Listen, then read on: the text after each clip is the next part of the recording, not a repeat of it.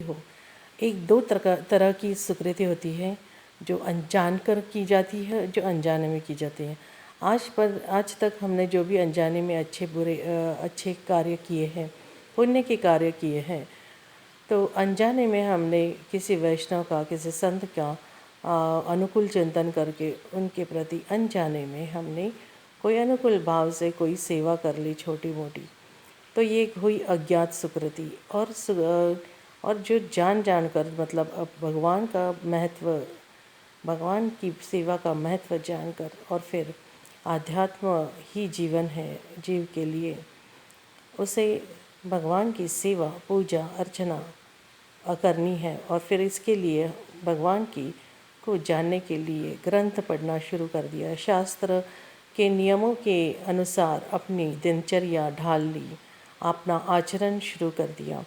वैष्णवों का आदर सम्मान, उनकी सेवा की लिए आगे आगे सोचना, प्लानिंग करना, और फिर एक सुकृति बढ़ जाने पर, गुरु मिल जाने पर हमेशा 24 घंटे गुरु की ही सेवा में लगे रहना, तो ये सब इससे सुकृति बनती जाती है। इसीलिए श्रील प्रभुपाद कहते हैं कि Krishna consciousness movement is to make all the souls fortunate, भाग्यशाली, मतलब उनकी सुकृति बढ़े, उनके पुण्य कार्य बढ़े, उनकी भगवान के प्रति सत्कार्य, भगवान की सेवा के प्रति ही कार्य बनते रहे, और इस तरह वे अपने जीवन को सफल बनाएं।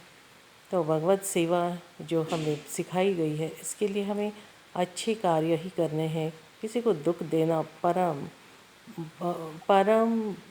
पाप है, तो हमें किसी को भी दुख नहीं देना चाहिए। अपने गुरु को तो बिल्कुल नहीं, वैष्णवों को उससे ज़्यादा नहीं, अपने भाई बंधुओं को नहीं, माता पिता को भी नहीं, जानवरों को भी नहीं, और यहाँ तक कि चींटी जैसे छोटे से छोटे जीव को भी हमें दुख देने का कोई अधिकार नहीं है, क्योंकि इससे भगवान नाराज़ हो जाते हैं। यदि भगवान नाराज़ हो गए तो फिर हमारा जीवन ही क्या।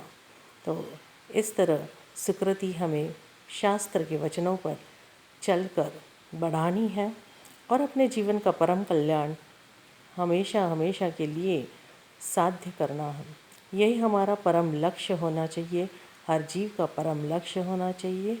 और किसी को हम दुख न दें, जानकर तो बिल्कुल नहीं, अनजाने में भी उससे भी नहीं।